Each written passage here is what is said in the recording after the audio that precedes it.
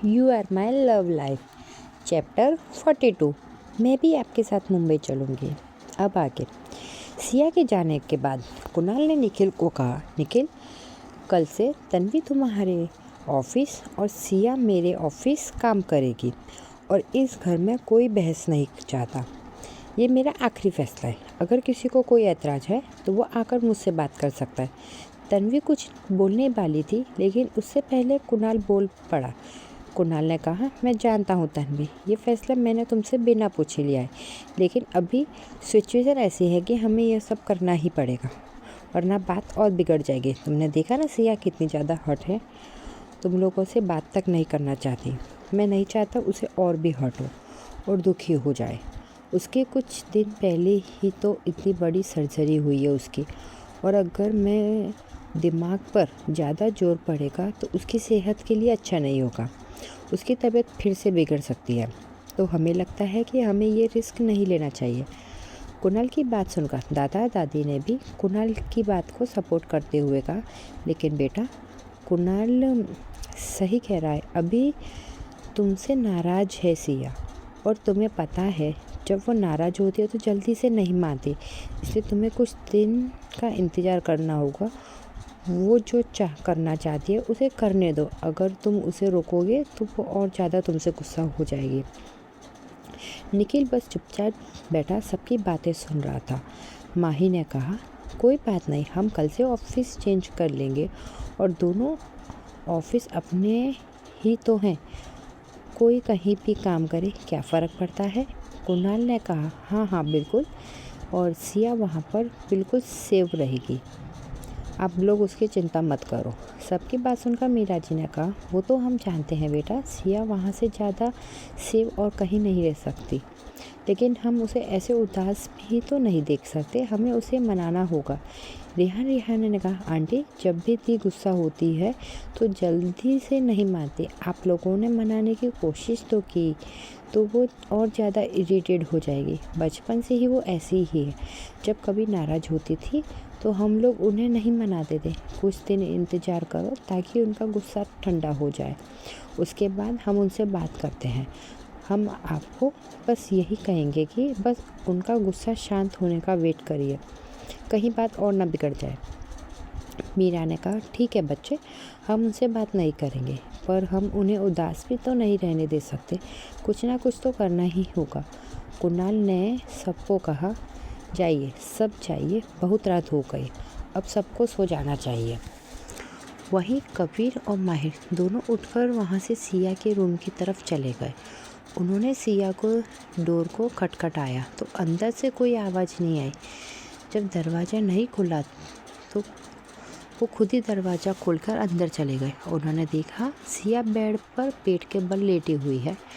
माहिर सिया के पास जाकर बैठ गया और उससे कहा, आप हमसे क्यों नाराज़ हो, हम भी तो आपके साथ ही थे, हमने तो आपको कुछ नहीं कहा, और आप हमें किस बात के लिए नाराज़ है बच्चा। अगर हमसे कोई गलती हुई है तो प्लीज़ हमें माफ़ कर दीजिए, पर हमसे बात करना बंद मत करिए। अब जब उदास होती हैं तो हमें बिल्कुल अच्छा नहीं लगता। माहिर की बात सुनकर सिया कोई जवाब नहीं देती। फिर कबीर माहिर के पास बैठकर कहता है, रैबिट क्या तुम हमसे भी बात नहीं करोगे, घर में कोई भी हमसे बात नहीं कर रहा, अब तुम भी हमसे बात नहीं करोगी। जब सिया ने कोई जवाब नहीं दिया तो माहिर उदास होकर सिया से बोला, ठीक है बच्चा, अगर आप हमसे बात नहीं करेंगे तो हम वापस से अग्रवाल मेंशन शिफ्ट हो जाते हैं, कम से कम आपसे दूर ही रहेंगे तो हमें इतना दुख नहीं होगा। आप हमारे सामने हो और हमसे बात नहीं कर रही, वो हमारे सामने नहीं होगी तो हमें दुख भी नहीं होगा। माहिर की बात सुनकर सिया एकदम से बैठ जाती है और माहिर को घूर कर देखते हुए बोलते हैं, खबरदार जो आपने कहीं जाने का सोचा भी, मैं आप दोनों की टांगें तोड़ दूंगी, आपके बालों को नोच दूंगी, आपका सर फोड़ दूंगी। क्या मुझे छोड़कर दोबारा जाने की बात की तो। माहिर कबीर खुश हो गए। फाइनली सिया ने उनसे बात की। दोनों ने सिया को हक कर लिया और कहा, रैबिट प्लीज़ उदास मत हो, हम तुम्हें उदास नहीं देख सकते। इन दोनों ने जो भी किया है इनका बदला तो हम इसे लेकर ही रहेंगे। लेकिन अभी समय ठीक नहीं है, मामला ठंडा होने दो। निखिल, तन्वी और माही की तो हमने बैंड बजा कर नहीं रखी, तो हमारा नाम कबीर और माहिर नहीं। इनसे हम तुम्हारी नाराज़गी का बदला ज़रूर लेंगे। सिया खुश होकर कहा, सच्ची कबीर भाई, माहिर भाई? माहिर ने कहा, मुच्ची रैबिट। फिर माहिर ने कहा, तुम इतने दिनों से कहीं बाहर नहीं गई हो ना, और ना ही तुम्हें अच्छा खाने को मिला। हम लोग तुम्हें खाना खिलाना चाहते हैं, लेकिन कुणाल और निखिल के डर से हम लोगों ने तो कुछ नहीं खिलाया, जिससे तुम्हारी तबीयत फिर से ख़राब हो जाती। लेकिन मैं तुम्हें प्रॉमिस करता हूँ, कल हम लोग मॉल जाएंगे और बहुत सारी शॉपिंग करेंगे, लंच भी बाहर ही करेंगे। सिया सोते हुए बोली, सच में? क्या आप कल मुझे बाहर लेकर जाओगे? माहिर, हाँ बेबी, हम कल आपको ऑफिस के बाद शॉपिंग पर ले जाएंगे। कल आप मेरे और कबीर के साथ कपूर एम्पायर चलना। जब सारी फॉर्मेलिटी पूरी हो जाएगी उसके बाद हम तुम्हें शॉपिंग ले जाएंगे, पर यह बात तुम किसी को नहीं बताना हम तीनों ने क्या प्लान बनाया। सिया ने कहा, बिल्कुल नहीं बताएंगे आप तो। मैं इन लोगों को भनकता नहीं लगने दूंगी, आप टेंशन ना लो। फिर माही ने कहा, ठीक है, तुम सो जाओ बच्चा, अभी रात बहुत हो गई है, अभी जल्दी से सो जाओ, सुबह जल्दी उठ पाओगी। कल तुम्हें कपूर एम्पायर पर भी जाना है ना? सिया ने कहा, हाँ भाई, लेकिन मैं कौन सा पहली बार जा रही हूँ, मैं वहाँ पहले भी जा चुकी हूँ एक बार। माहिर ने कहा, हाँ मुझे याद है, उस दिन जब तुमने कुणाल की तारीफ़ की थी, वो दिन मैं कैसे भूल सकता हूँ। उस दिन मैं पहली बार में ही तुमसे इम्प्रेस हो गया था। मैंने पहली बार देखा था कि कुणाल के खिलाफ़ कोई तो है जिसका मुंह खुल सकता है, वरना वो हमेशा सबको चुप करा देता था। फिर माहिर और कबीर ने सिया को गुड नाइट बोला और उसके रूम से बाहर निकल गए। वहीं दूसरी तरफ कुणाल को कल मुंबई जाना था। वो अपने पैकिंग करने में बिजी था। उसे याद आया कि सिया को कल ऑफिस जाने का बोल तो दिया है, पर उसे तो कल ही मुंबई जाना है। उसने सोचा, अभी तो सिया सो गई होगी, उसे सिया से इस बारे में बात करनी होगी। थोड़ी देर बाद कुणाल ने अपना सामान पैक किया और अपने बेड पर जाकर लेट गया। कुछ देर बाद उसे नींद आ गई। माही के रूम में माही, निखिल, तन्वी तीनों एक साथ बैठे माही के रूम में सिया को मनाने की प्लानिंग कर रहे थे। वो तीनों सोच रहे थे कि ऐसा क्या किया जाए जिससे सिया उन्हें माफ़ कर दे, फिर से पहले के जैसे ही हो जाए। पर ये तीनों अच्छे से जानते थे उन्होंने क्या किया, इसलिए सिया उन्हें इतनी आसानी से माफ़ नहीं करने वाली।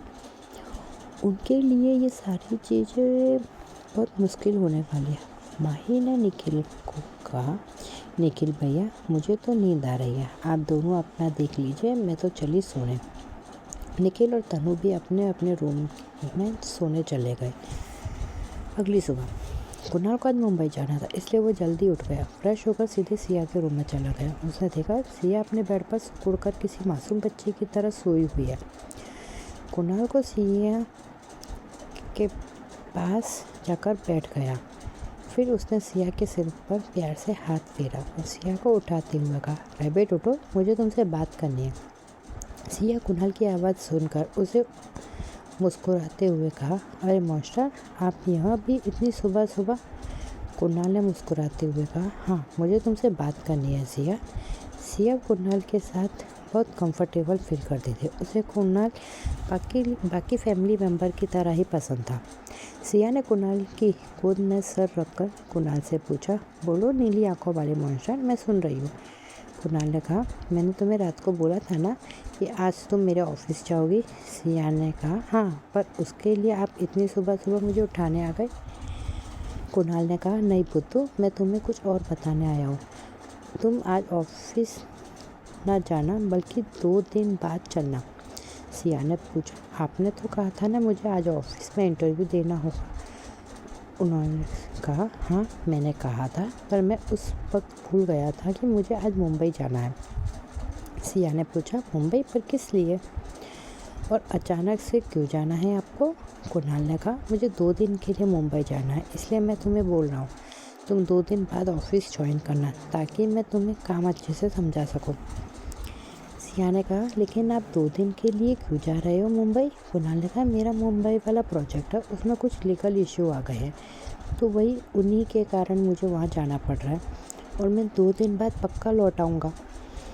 सिया ने कहा, ठीक है, फिर आपको 2 दिन के 4 दिन के लिए जाने दे दूँगी, पर आपको मेरी एक बात माननी होगी। कुणाल ने पूछा, वो कौन सी बात है? सिया ने कुणाल की गोद से उठते हुए बोला, मैं भी आपके साथ मुंबई चलूँगी। मुंबई जाने की बात सुनकर कुणाल ने कहा, पर तुम अभी ठीक हुई हो, तुम्हारे लिए ट्रैवल करना भी सेफ़ नहीं है। सिया ने कहा, अभी मैं सबसे नाराज़ हूँ और मुझे अभी इन लोगों से किसी से बात नहीं करनी और मेरा मन नहीं है कि मेरा मन है कि मैं कहीं बाहर घूमने जाऊँ, तो क्या आप मेरा इतना सा भी काम नहीं कर सकते? कुणाल तो यही चाहता था कि हमेशा सिया उसके पास रहे, उसके तो खुशी का ठिकाना ही नहीं रहा। वो खुद सिया को अपने पास रखना चाहता था, लेकिन उसके पास कोई बहाना नहीं था। उसने कहा, ठीक है, तुम जल्दी से अपना सामान पैक कर लो, हम 1 घंटे बाद मुंबई के लिए निकलेंगे। सिया ने खुशी से उछलते हुए कुणाल को गले लगा लिया। कुणाल को जो सुकून सिया की बाहों में मिलता था, शायद ही दुनिया की कोई और चीज़ों से कुणाल को इतना सुकून दे सकती थी। सिया ने जल्दी से कुणाल से अलग होकर कहा, मैं बस अपना सामान पैक करके आधे घंटे में रेडी हो जाऊंगी। आप मेरे लिए कुछ खाने के लिए बनवा दीजिए प्लीज़, मुझे बहुत ज़ोर से भूख लगी। कुणाल ने मुस्कुराते हुए कहा, ठीक है, जाओ, तुम जल्दी से अपना सामान पैक कर लो और तब तक मैं दादू दादी और मीरा माँ को बता देता हूँ कि तुम भी मेरे साथ मुंबई जा रही हो। सिया ने कहा, हाँ, आप तब तक सबसे मिल लीजिए, मैं तब तक अपना सामान लेकर नीचे आती हूँ। फिर से दोनों अपने काम में लग गए। अब देखते क्या होगा मुंबई में जाके, क्या वहाँ कोई होगा सियाप्पा या फिर नॉर्मल ही ये लोग आ जाएंगे। चलो मिलते हैं कल। You are my love life next chapter. You are my love life chapter 43। Siya और कुणाल का मुंबई जाना। अब आगे कुछ देर बाद सब लोग हॉल में बैठे थे, तभी कुणाल भी डाइनिंग हॉल में आ गया। उसने सबके साथ बैठते हुए कहा, गुड मॉर्निंग एवरीवन।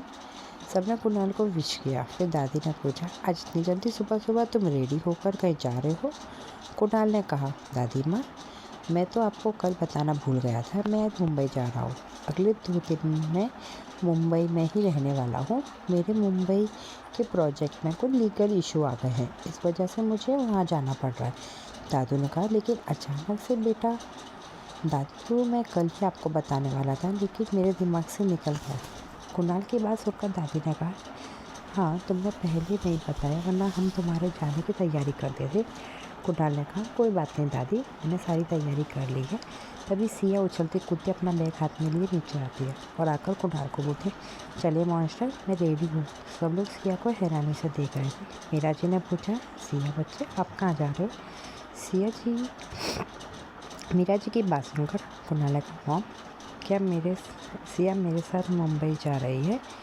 इस पर निखिल लगा, लेकिन क्यों, और किसी ने हमें इस बारे में बताया क्यों नहीं? इस पर सिया ने दादू के पास जाकर कहा, दादू, क्या हम मुंबई जा सकते हैं? हमें मुंबई घूमना है और मॉन्स्टर तो वहीं जा रहे हैं, इसलिए हमने सोचा कि हम भी घूम आए। प्लीज़ हमें जाने दीजिए, प्लीज़ प्लीज़ प्लीज़, मना मत करें, हमारा बहुत मन है, हम घर पर रहकर बोर हो गए, हमें थोड़े दिनों के लिए बाहर जाने दीजिए प्लीज़। दादी ने कहा, ठीक है बच्चा, पर अभी आपकी तबीयत ठीक हुई है, आपके लिए ट्रैवल करना ठीक नहीं होगा। सिया ने कहा, कोई बात नहीं दादी, सब ठीक है, मैं भी ठीक हूँ, और वैसे भी आपका लाडला पोता मॉन्स्टर तो है, वो मेरा ख्याल अच्छे से रख लेगा। सिया ने कुणाल की तरफ देखते हुए पूछा, क्यों मॉन्स्टर, आप मेरा ख्याल रख लोगे ना? कुणाल ने हाँ में सिर हिला दिया। निखिल कुछ बोलने वाला था, उससे पहले सिया बोल पड़ी। सिया ने कहा, इस घर में दादू बड़े हैं, अगर वो मुझे परमिशन दे देंगे तो मुझे फिर और किसी की परमिशन की ज़रूरत नहीं है।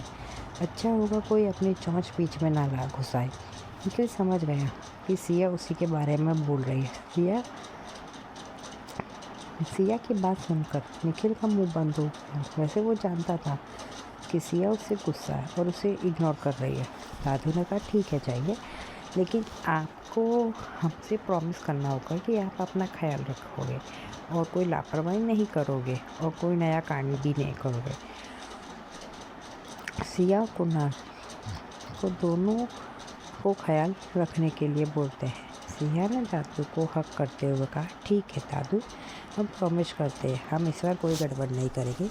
मीरा जी को ने कहा सिया ने मीरा जी को कहा मीरा माँ क्या आपने कुछ खाने के लिए बनाया है? मीरा जी ने कहा मैंने आलू के पराठे बनाए हैं। सिया डाइनिंग टेबल पर बैठ गई।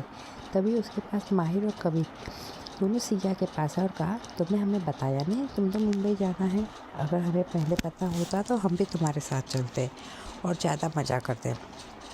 सिया ने कहा सॉरी मीर भाई, सॉरी कबीर भैया, मुझे भी मास्टर ने सुबह ही बताया था वे मुंबई जा रहे, तो मैंने सोचा मैं भी घुमाती हूँ।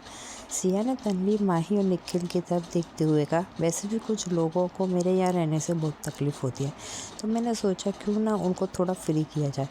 कबीर और माही अच्छे से समझ रहे थे सिया किस बारे में बात कर रही है। उन्होंने आके कुछ नहीं कहा। फिर माही ने सिया को कहा ठीक है तुम अपना ख्याल रखना और आराम से जाना और फ़ोन पर बात करते रहना। कबीर और माही ने सिया को हक किया और डाइनिंग टेबल पर बैठ गए। सिया ने मीरा जी को कहा मीरा माँ हमें खाना दीजिए, हमें बहुत जोर की भूख लगी है। मीरा जी ने माहिर और कबीर को सिया को आलू के पराठे सर्व किए। सिया ने कहा अरे वाह क्या बात है, आलू के पराठे, मुझे बहुत ज़ोर से भूख लगी है, मैं तो बहुत सारे खाऊंगी। सिया पराठे पर टूट पड़ी और बच्चों की तरह हरकत करके खाने लगी। सिया को बच्चों की तरह हरकत करते देख सब लोग हैरान थे। कुणाल ने सिया का सामान कार में रखवाने के लिए सर्वेंट को बोल दिया और उसको सामान रखने का बोल सबको बाय कर कुणाल के साथ बाहर चली गई। कुणाल भी दादा दादी के पैर छुए और उनसे आशीर्वाद लेकर मीरा माँ के गले लगकर चला गया। उनके बीच में फिर उसके बाद निखिल के पास गया। निखिल कुणाल को कुछ बोलना चाहता था पर कुणाल ने उसे बिना बोले ही सब समझ लिया। उसने निखिल को कहा डोंट वरी, तुम चिंता मत करो, मैं उसका अच्छे से ख्याल रखूँगा। वो तुमने देखा ही होगा कि वो बाहर जाने को लेकर कितनी खुश है। मैं उससे मना नहीं की, उसकी खुशी छीनना नहीं चाहता था, इसलिए मैंने उसे अपने साथ जाने के लिए हाँ बोल दिया। निखिल ने कहा कोई बात नहीं, अगर वो तुम्हारे साथ जाना चाहती है तो मुझे इसमें कोई प्रॉब्लम नहीं है, बस उसका ख्याल रखना। मैं देख रहा हूँ कि वो कितनी खुश है। एक बात मैंने अच्छे से नोटिस किया, आजकल तुम पर बहुत भरोसा करने लगे। अगर तुम्हारे साथ खुश रहती है बस तुम किसी चीज़ के लिए मना मत करना, उसका दिल मत तोड़ना और उसका ख्याल रखना। कुणाल निखिल के गले मिला, फिर तन्वी और माहिर से बाय कहा। रिहाना के सर पर प्यार से हाथ फेरा, कहा अपना ख्याल रखना बच्चों। इतना बोलकर कुणाल कबीर माहिर सिया के पास गया। फिर सिया को कहा रैपिड चलो हमें चलना है। सिया ने कहा ठीक है चलो। फिर सिया ने सबको बाय बोला, कुणाल के साथ बाहर चले गए। सब लोग उन दोनों को जाते देख रहे थे और सब उदास हो गए।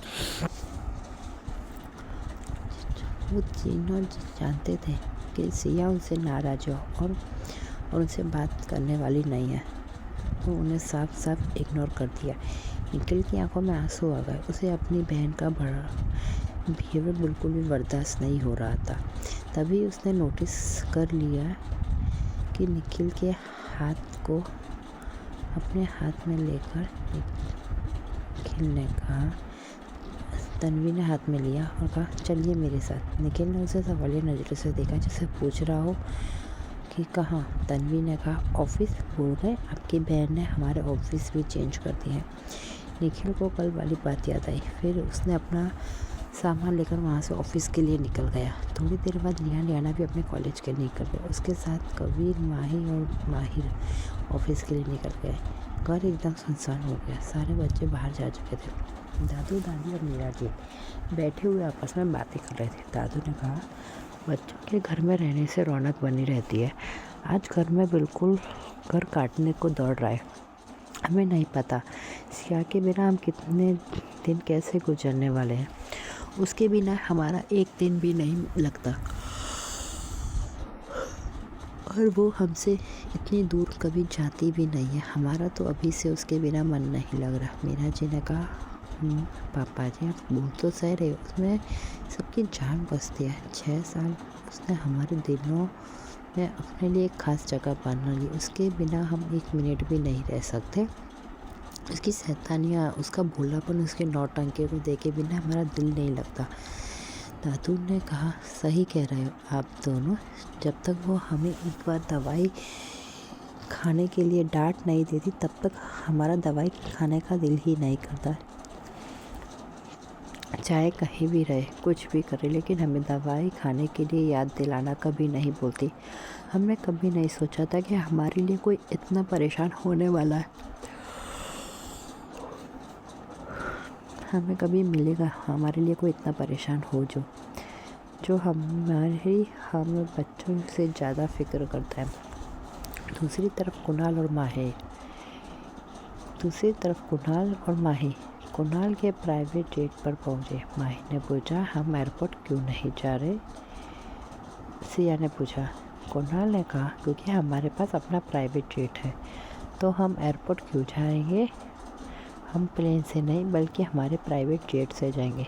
सिया ने चौंकते हुए बोला आपके पास आपका प्राइवेट जेट भी है?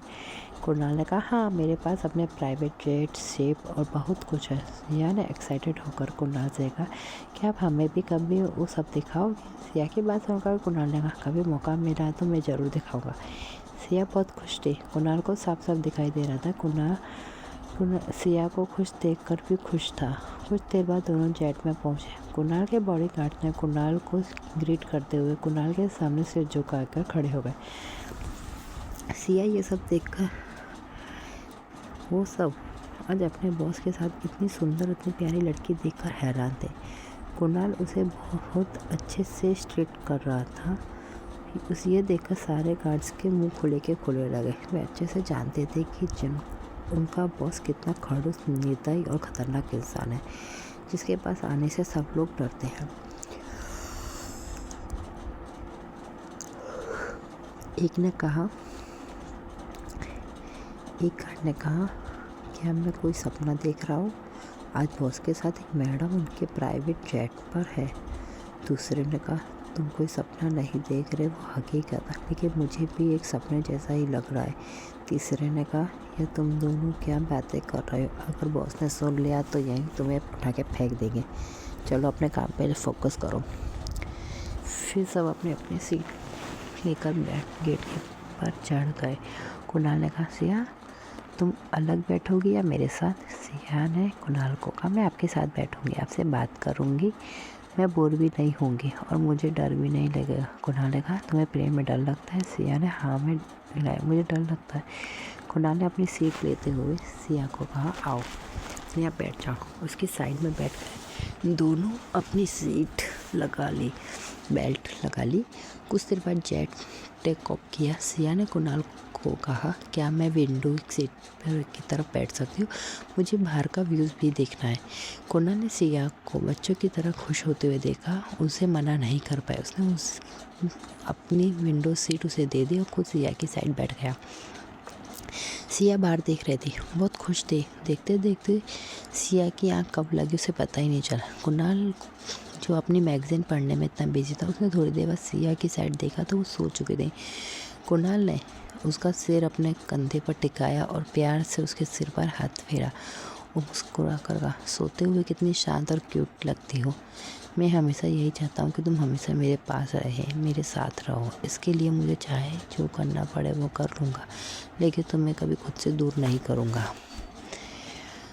क्या बात है।